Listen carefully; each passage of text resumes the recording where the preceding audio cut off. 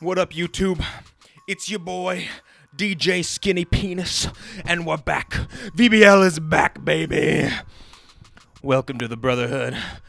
We got a whole lot of stinky fellas this season. You know it. You know it. We're having frat parties, okay? At the Gamma Gamma fraternity. Not fucking around. Let's go. This season, I'm going to share with you a little bit of my analysis on what I look for. All of these things are the must-haves on the team, okay? We can go through them real quick, but what you need to know is I'm not looking at the Hawk prep doc every day like I used to. Like I would if I was in singles and had to have perfect, can't get swept anything. We're looking for a whole lot of shit, okay? Let's get into it. 1. Minimal shared weaknesses. Look, type chart is in a place. It's in a spot. We cared about it. We didn't care. We care about it. We don't care. It's hard to say. With Terra, should you give a shit that you have a bunch of weaknesses or not? In my opinion, I think it's still important. It's not critical. You can have holes in the chart, you can have flaws, and you can still be a perfectly fantastic, flawless team, right? You don't want to prioritize that over everything else. However, if you have big holes, you're going to have a fucking problem. Especially if you're weak to rock. You're going to get flinched by rock slide every week. Haze. Clear smog. If you're facing Dondozo, you need it. If you're facing something like a Kuma-O, like a serious setup threat, you need it. Fast speed control is obvious. I think in this generation, there's like about 16-ish like really good tailwind setters. And every game, you're going to be the one who has the better one or the one who doesn't. If it's Prankster on Prankster, you're okay. If it's Prankster on a regular kind of mid-speed Mon, you're in trouble because your mid-speed Mon is just going to get KO'd by a super strong Terramon under tailwind, and then the game is going to run away from you real fast. However, if you have one of the like really fast ones, stuff like Roaring Moon, stuff like Iron Jugulus, stuff like even Noivern, Kilowattrel, or obviously one of the Pranksters, that's gonna let you not just get rolled over by how many incredibly fast tailwinds there are. Fake out immunity. You gotta have at least one very good bringable Pokemon with Inner Focus or a Ghost typing. If you don't, then you're gonna be Terra Ghost plus Covert Cloak if you really need your game one plan to happen without fake out. The one exception to this is a bunch of fast fake outs. If you have like multiple Pokemon with fake out that are fast, you're okay. But I think generally ghosts are good anyways. Inner Focus is a great ability. Have one of them in your top half so that you're not immediately struggling to lead versus strong fake out teams. Bring up a low tiers. Dog. What have we been doing in VBL? Come on! The low tiers have been shitty. Like, really bad. Like, goddamn, it was looking bleak there for a while with a lot of teams really not being able to bring their low tiers. We fixed it. So, make them good. And the reason I say bringable here is that I think every team has bringable low tiers. But most low tiers are not actually bad Pokemon. They're just more situational, right? Like Malamar got like 3rd place in the global challenge. That's a good Pokemon that can work at least in best of 1 closed team sheet, which Draft League is. It's low value because it doesn't fit on a lot of teams, but it fits on the right team. Just build the right team that will allow you to get a lot of low tiers and widen your threat bubble. And that's what I tried to do. Hit everything with stab. If there's a certain type that you can't hit with your stabs, you're in a bad spot. You need to have the team that is offensive enough and have enough offensive pieces that the opponent cannot Terra into a specific type that you don't have counters for. If you don't have a ground type, your opponent can kind of Terra Electric on their Wo-Chien or their Ting-Lu, for example, and you need to hit it with either a Terra type or a coverage move, and that's usually not enough versus really bulky team styles. You need to have a synergistic Trick Room mode. I think that's a pretty obvious thing. We've gone over that. I don't need to elaborate on it too much. I just think for me personally, I love Trick Room. Trick Room is my favorite way to play this game because you invest in bulk and offense. It's obvious. But I can't do a hard Trick Room team. So I need a good, solid Trick Room mode with a setter that works with the sweepers and the offensive mons. Too often I see people drafting stuff that's like, oh, my Trick Room setter is Galarian Slowbro, and my Trick Room sweeper is Copperajah. It's like, yeah, sure, one of them is kind of special, one of them is physical, but they're both really kind of struggling to hit steel types with their stabs.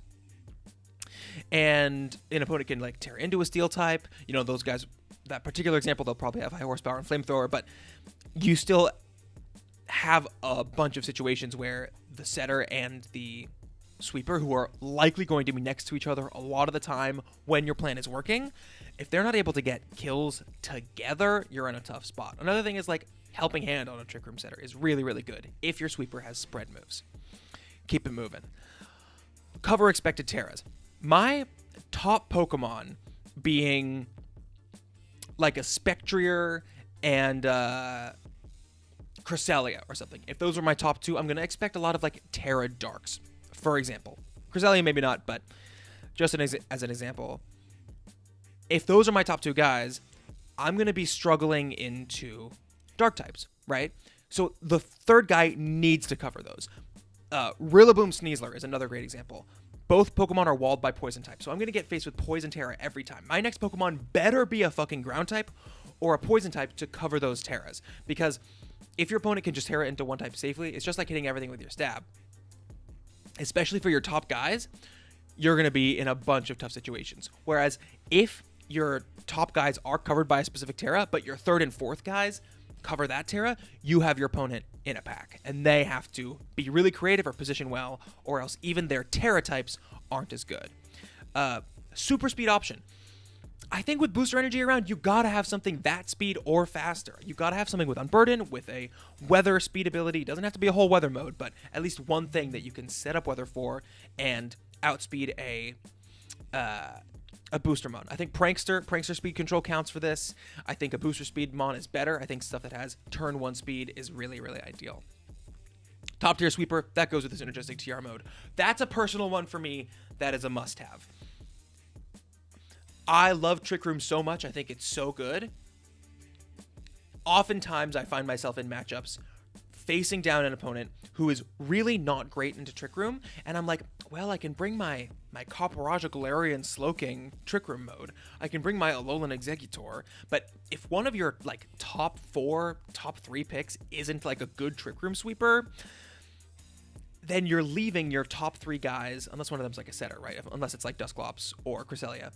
But if your top 3 guys are like, fuck yeah, like Ogerpon Hearthflame, Sneasler, and fucking Iron Bundle, right? If that's your top 3, super scary, but then if you ever wanted to bring Trick Room into your opponent, you're just in a tough spot. So for me, I really wanted that.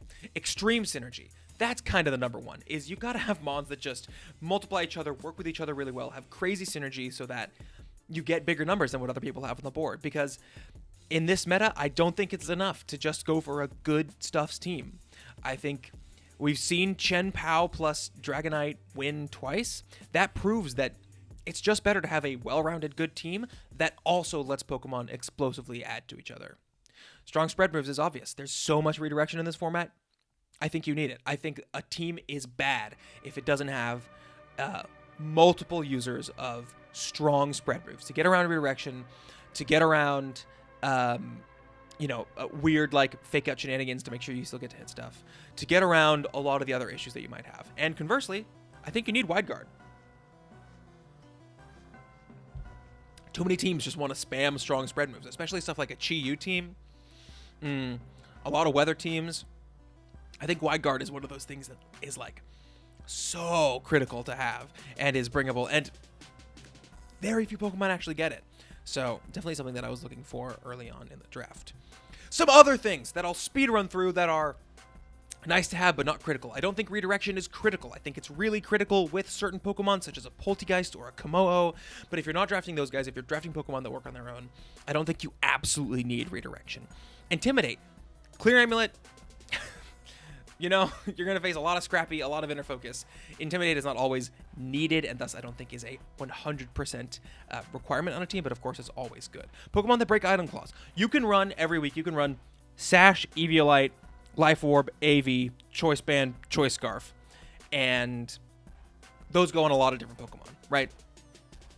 Obviously, there's other good moves, good items out there. However, having Pokemon that run items that no other Pokemon on your team is going to want, like a Booster Energy, like a Ogerpon Mask, like a Throat Spray, or like a Status Orb, like a Flame Orb or something, allows you to free up the rest of your team really well, which I think is something we forget about a lot, is building with item clause in mind. Prankster, I don't think it's necessary. I think it's really great to have.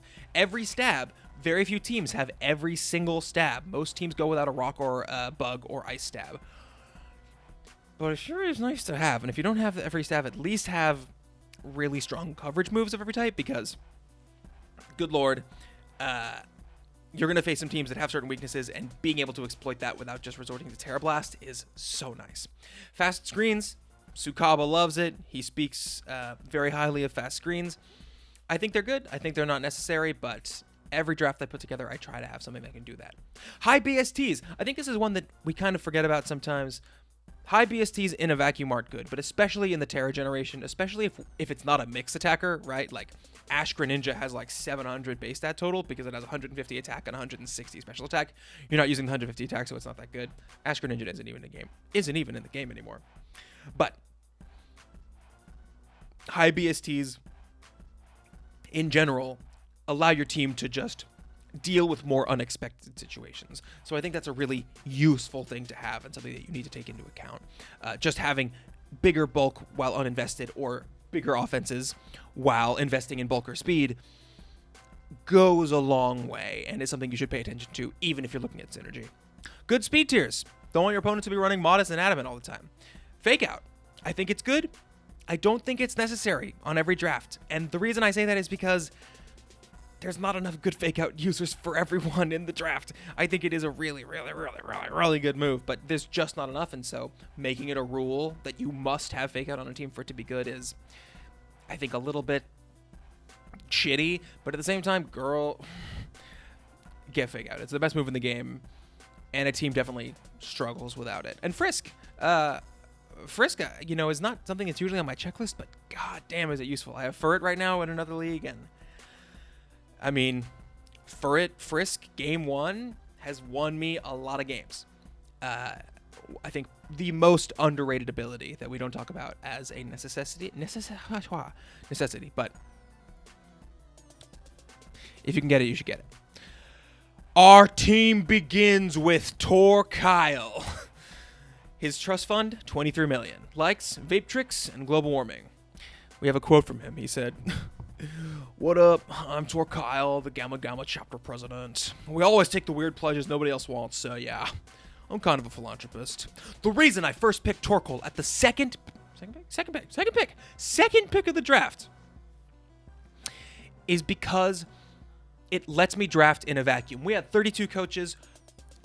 Letting myself wait on some of my top picks so I can dive into value a little bit sooner, get ahead of other people, is so essential in a board like this. Drafting Torkoal round 1 meant not only did I have the ability to get extreme speed with stuff like a photosynthesis boosting Pokemon and chlorophyll Pokemon, it meant that I had the ability to draft those chlorophyll Pokemon later on, because other coaches are way less likely to draft something like a Venusaur or a Ninetales or a Victory Bell when I've got the Torkoal.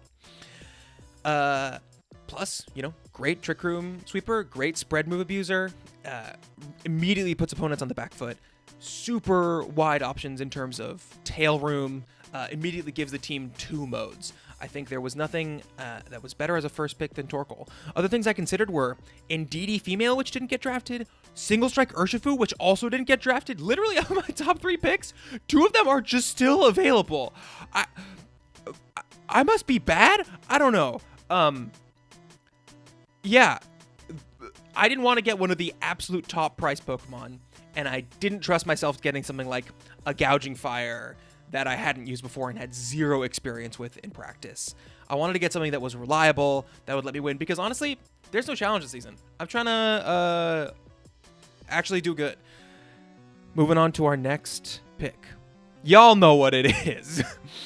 It's Walking Jake, baby. The Skamaz of the draft. The reason that this team is so funky fresh. His trust fund, $22 million. He likes I just bumped my fucking desk. He likes Molly and skincare. Here's a quote from him. He said, yeah, I'm actually a transfer from the University of Arizona while I was a chapter president of Gamma Gamma. So it's kind of like there's two guys on Pred Squad, huh? This month, I mean, like, drafting strategy-wise, there's nothing I need to explain to you. I got 2 first-round picks that synergize with each other perfectly. There is no better 2 bonds together besides Chen Pao and Dragonite. Yeah, this is crazy. This is crazy that it just so happened that the one guy who picked this just decided he didn't want it. I get it. I hoped that it would make it back. I expected it not to. Walking Wake and Ninetales is still good. Ninetales got 2nd place at the GC. Look at me talking about my fucking GC results because it was best of 1 bullshit. Yeah. Poppin', you crazy, but hey, your team might be better than mine. We can talk about it a little bit. What is Torkoal really annoyed by? It's annoyed by counter weather. Half of the prankster users don't get weather moves. Stuff like the Grimmsnarl line doesn't get a weather move. The ones that do generally only get Sunny Day and Rain Dance. The only ones that get Snowscape or Sandstorm, the only one is Tornadus. So Walking Wake makes Sun immune to the negative effects of prankster weather because Rain Dance does not weaken the Hydro Steam. Plus, Torkoal is walled by anything that resists fire, right? So a Terra Fire is getting hit by a Torkoal Earth Power, but that's not that strong. Torkoal really needs to be hitting the fire moves to do much damage. Terra Fire, Terra Water, and Terra Dragon. Walking Wake covers Terra Fire, and it covers Terra Dragon with its stabs. Terra Rock as well would resist the fire. Not a great Terra type, but Walking Wake also covers that. So now the only Terra type that can cover both Torkoal and the Walking Wake is Terra Water, which is definitely good into the team, but Torkoal can run the Solar Beam, and Walking Wake also hits that neutrally with Draco Meteor. Moving on to the next piece of the team, and it's actually Mimikyu. That is going to be hard to say during the season. His trust fund, $11 million, and he likes going hard in the paint. You can see there he partied a bit too hard. We have a quote here from Mimikyu. He said, they said they really wanted a fairy that could really take control of a room. I don't know what they meant, but I think it was homophobic. I gave myself a challenge to act out these characters and then wrote dialogue that is, I don't know, you get the joke. I'm gay, so I'm allowed to. Okay, never mind. Moving on. Mimikyu. Round 3, I wanted a fairy type. There's not a lot of fairy types to cover those dragon types. Walking Wake covers them well, but a faster dragon type, for example, a Boostermon that's faster than Walking Wake in a potential Prankster Rain Dance. I want to have a fairy type that can cover that as well, since it's going to be outspeeding a potential Walking Wake and hitting it with dragon moves. And I wanted a good Trick Room setter. Mimikyu was one of the best Trick Room setters, and for 11 points, giving me a Fake Out immune Trick Room setter that also basically has a built-in sub, a fairy type to hit those dragon types. I mean, unbelievable. Y'all know what it does. Broken, clicking Trick Room every week. Also gives me a physical attacker, since so far I am at 2 special attackers. And with Swords Dance, if I have Fake Out on this team, which I may end up picking up, it's pretty good. Lariyama is back on the team. Well, I haven't drafted in VBL before, but I love using this Pokemon. Slow Fake Out users. What an incredibly built Pokemon with so many gifts. At 14 points, I thought it was definitely costing what it's worth. But it's, giving me Wide Guard, giving me great synergy with the Torkoal and the Mimikyu. We now have a full Trick Room mode going on here with 2 physical attackers in Trick Room, and then a Torkoal cleanup crew, Fake Out Trick Room. Let's talk about it. 14 million in his trust fund. He likes Rage Cage and Fushigi. If you guys don't know Rage Cage, it's like a new version of beer pong for the folks who are not up with the the current college situation. I have friends who go to college. Anyways, here's a quote from him. He said, "Oh yeah, Mike's a great wingman. We make a great duo. I make the entrance, he gets the room going, and then, well, then I smash. You feel me?" Yeah, I mean, I don't gotta explain it. Hariyama plus Mimikyu. Fake out plus Trick Room. The only way to KO the Mimikyu if you get faked out is, I mean, have a Cover Cloak, obviously, or be a Ghost type, but I can fake out the partner, or Mold Breaker to kill the Mimikyu. And if Mimikyu's holding a Mental Herb, it can't be taunted. Or Imprison Trick Room, but I can fake out the Imprison user. So these two together is going to be a pretty consistent Trick Room setup. Obviously, there's a lot of ways to stop it, but that's also the amount of effort and resources you have to put into stopping it kind of gets to be too much to make it worth it. It's more like, maybe I'll just try to reverse it. I don't know. And also, I have counterplay to those countermeasures. I can just go for Fake Out Swords Dance. I can go for turn 1 Hariyama AV Headlong Rush into a Pokemon that's like going to be a fire type that's intending to resist the Torkoal. We got options, baby. I'm burping, can you tell? Moving on. Venus Sean. Trust Fund 8 million likes Torkyle. Here's a quote from Venus Sean. "God, I'm not obsessed with him. He just lights up a room, you know? Dude, everyone wants to hang out with hot people. That's not weird." Yeah. I mean, it's Venusaur. There's no G-Max Vine Lash. It's Chlorophyll Sleep Powder. It's the best Chlorophyll user. VBL old heads know that I drafted Torkoal before. I drafted Torkoal on a team with Charizard and Victreebel as the Sun Abusers, and with Raikou as the kind of top Pokemon on the team. This team is more fully invested in Sun than that team was, although that team was definitely very much a Sun team. But this team, I decided to go for Venusaur instead of Victreebel. Why? Well, even though Venusaur cost 1 more point, the big weakness of Victreebel is it just gets one hit KO'd by a lot of stuff. But with Terra, Venusaur actually is able to leverage its bulk, speed, and power to kind of break the game.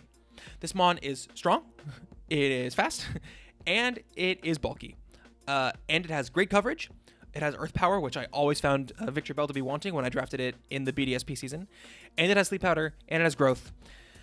It's broken, and I was able to wait a while to get it. Now, I considered waiting to the very end of the draft to pick this Pokemon, and potentially, even if it got sniped, to pick up Victreebel, but Electric was pulling a lot of strings, and they told me that of the 22 people they were talking to, one of them was considering Venusaur. I think it might have been them, but I didn't want it to get sniped. I thought it was really valuable to have it over Victreebel, even though Victreebel is still good. I thought Venusaur was worth picking up. So there he is on the team. Cottoneel. His trust fund is 7 million and he likes being left alone. We have a quote from him. He says, I actually graduated high school early, and my dad said I should join a frat. People keep telling me I'm way cooler than some guy named Bjorn Addis, but he's a senior, so I doubt that's true. I spoke about this in the old draft review. Do you guys like my voices? Is this stupid? I don't know. Maybe part of me thinks that I should have like just done this whole thing in kayfabe. But I don't know. I like having a dialogue. Let me know what you think of the video. We're having fun with it. Cottoneel is 7 points for a NFE. It's Prankster. It's Prankster with Sunny Day and with Cotton Spore. You'll notice that my fast mode is fast, but Walking Wake with a Photosynthesis boost is still outsped by a Flutter Mane. It's outsped by a Roaring Moon. It's outsped by a Scarf Dragapult. It's outsped by a lot of stuff. And if I want my fast mode, especially with like offensive Mimikyu, if that's something I'm going to bring, if I want it to be going first, I need to have Tailwind. Spoiler, I didn't draft Tailwind on this team, but I did draft Cottony, who has another move that is like Tailwind, except you can click it multiple times, which would let me actually outspeed an opposing Tailwind team. Yeah. Also, you know, Prankster Speed Weather, really good. If my opponent switches in their Weather Setter versus my Torkoal, I can then set the sun up after their switch in with a Prankster Sunny Day. This Pokemon has a lot of other good synergies with the team.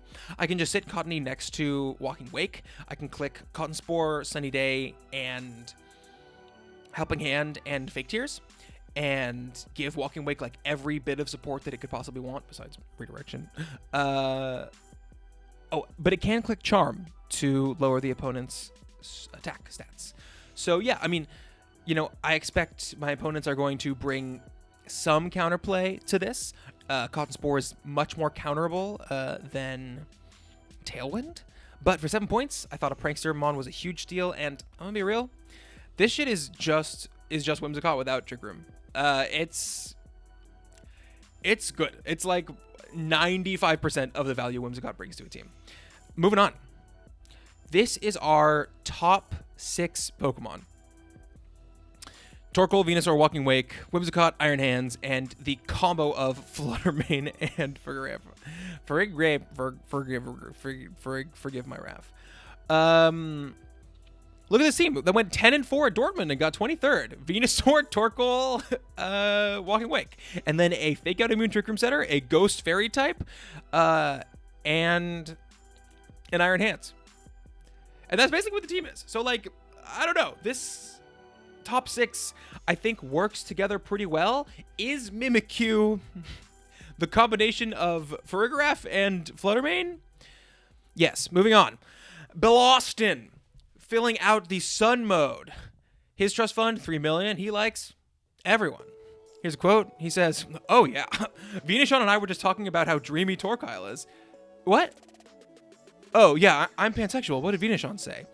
The joke is, Belloston is lovely. Belloston is our second chlorophyll user.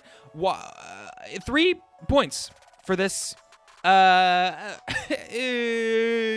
So I'm on the tiering council, and I suggested that we move this Pokemon down because my argument was basically, why would you ever take this or Vileplume if you're a Sun team? Just take Lilligant. Lilligant is so much better. Hisuian Lilligant is a physical attacker, and if you're getting something like a Torkoal Wake or a Torkoal Fluttermane, you need a physical attacker on the team instead of something like Venusaur or Unova Lilligant. Hisuian Lilligant has like way faster stats, way better after you user.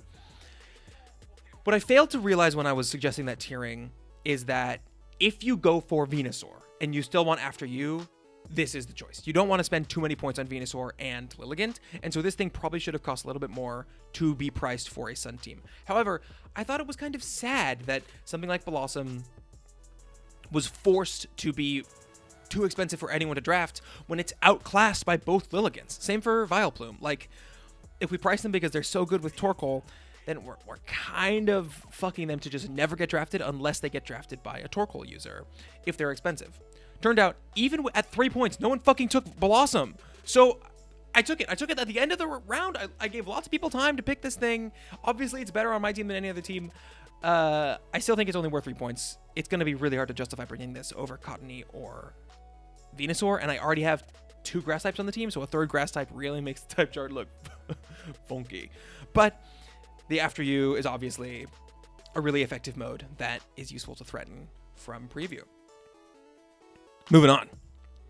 Joe Poke. His trust fund is $1, and he likes surfing.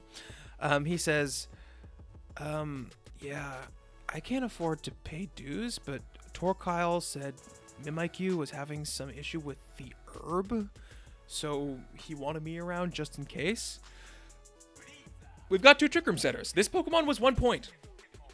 I think it's really useful to get a 1-pointer on this board.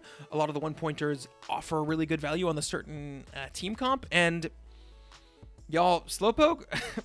Slowpoke is not going to be like a 1-pointer on this team. It has Oblivious, which makes it immune to Taunt, so I don't have to run Mental Herb on Mimikyu every week because that's not even a consistent counter for my Trick Room mode. You may just discount Slowpoke, but he's slower than Torkoal and gets Sunny Day and Heal Pulse. So you can kind of do the math on that one. Eruption that gets it boosted by a Heal Pulse first and then goes at 20 speed under Trick Room.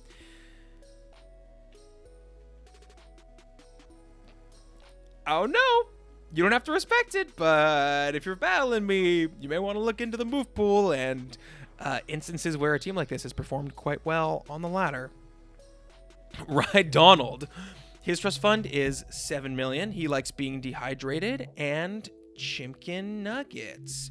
He says, if Walking Jake isn't here, I'm kind of Torkal's second in command. He always gets me to put out fires. Which is funny because, you know, blaze it, bro. He smokes weed. You know, the team is kind of weak to fire types without Walking Wake. If Walking Wake goes down, I like to have a ground type and a rock type to take on fire types. Also gives me Lightning Rod. I have 0 electric weaknesses besides Joe Poke, but still useful versus electric type attackers. Something like a Regieleki, something like Raikou or a Zapdos. It's good. Plus, Eviolite with this amount of bulk, with this good of a speed tier, with this good of a attack stat and coverage, with Terra, Rhydon's main issue was the fucking 4x weaknesses, one of which is covered by Sun. I don't know. I think it's pretty good. We're going to pause here because I have to take a phone call.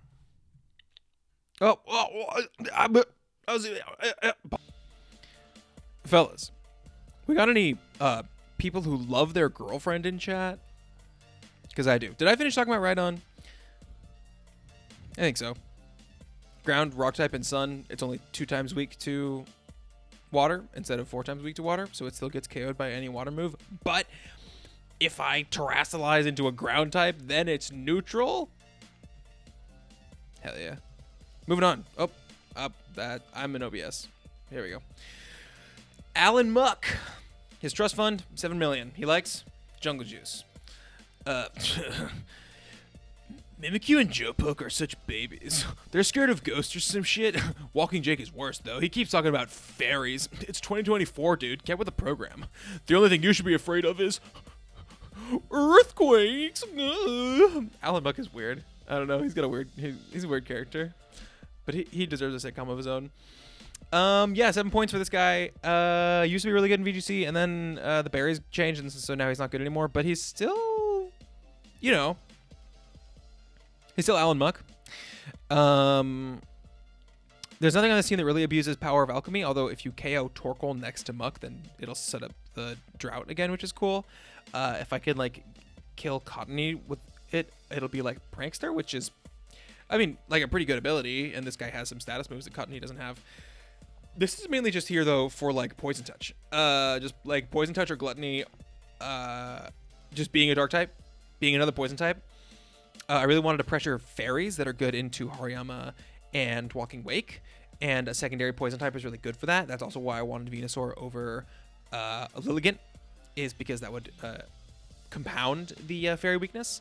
The only way that that wouldn't have been an issue is if I went for Berserker instead of Hariyama, which would have been an option, but I wanted something that was, like, really good as that role and not a Berserker, especially because Hariyama has Wide Guard.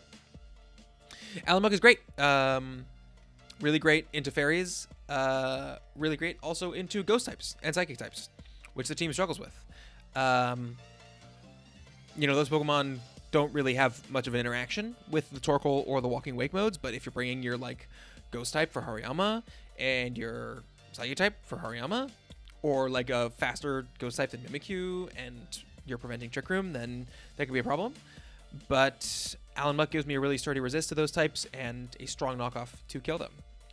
Yeah, good dude. And last but not least is Thomas Frost. His trust fund is $6 million. He likes getting pissed drunk and peeing on the floor, and he says, "Man, I really just hang out, give people beers, and clean the ball. I heard we're planning a ski trip, but that seems unlikely.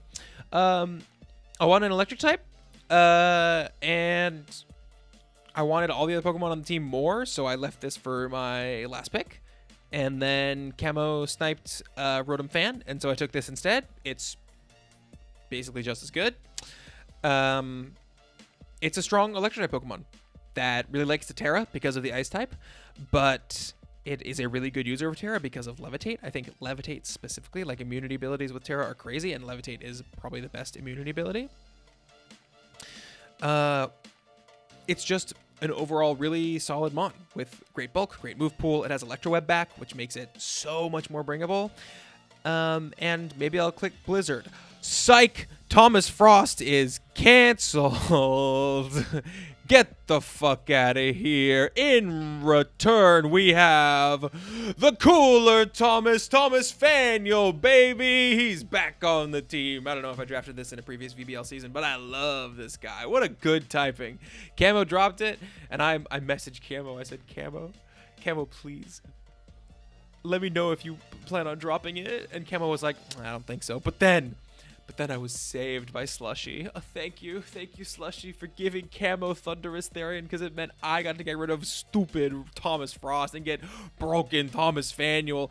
The main difference, honestly, is just that I would rather click Air Slash than Blizzard, even though they are equally likely to miss. That is how bad my luck is with Air Slash. And Thomas Faneuil doesn't have to Terra. It only has 2 weaknesses. Electric Flying is great typing. It can Terra, and then Levitate becomes really good with it. But Rotom Fan is better than Rotom Frost. Also because Rotom Frost, being an Ice type, it has its fire weakness compounded. And so, like, flamethrowers that it would have lived with 80, it now dies to. But Thomas Faneuil doesn't have that issue. So, yeah. Happy to have him instead of his cringe brother. This Pokemon will absolutely come to more games than the fan would have. So, then the fan, then the Frost, then the Fridge. Rotom Faneuil's on the team. Let's look at what we had. Okay. We covered Haze. We covered Bring Up a Low Tier, Top Tier, TR Sweeper, Extreme Synergy, Super Speed Option, Wide Guard, and Synergistic TR Mode. The Synergistic TR Mode would be Mimikyu and Hariyama and Rhydon, and Slowpoke and Torkoal. Especially the Slowpoke and Torkoal synergize really well. Slowpoke can do the same thing with Torkoal that it does with Rhydon. It could also be like a weakness policy on Rhydon with something like a Rock Slide or an Earthquake spread move kind of situation.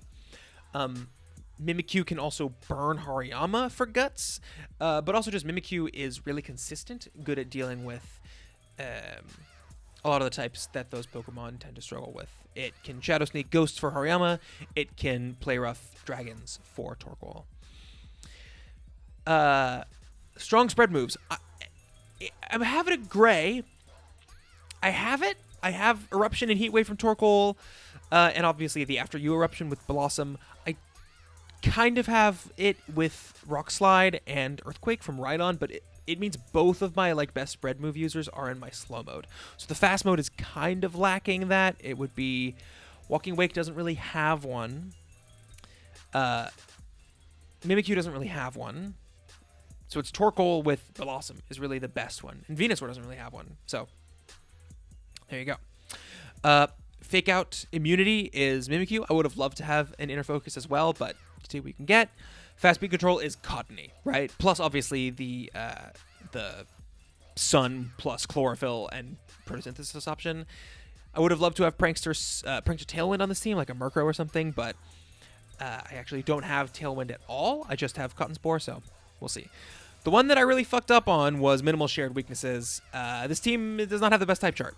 It doesn't. But I think it has enough defensive synergy that it will make up for that. I have a lot of switch-ins for the main weaknesses of my top guys.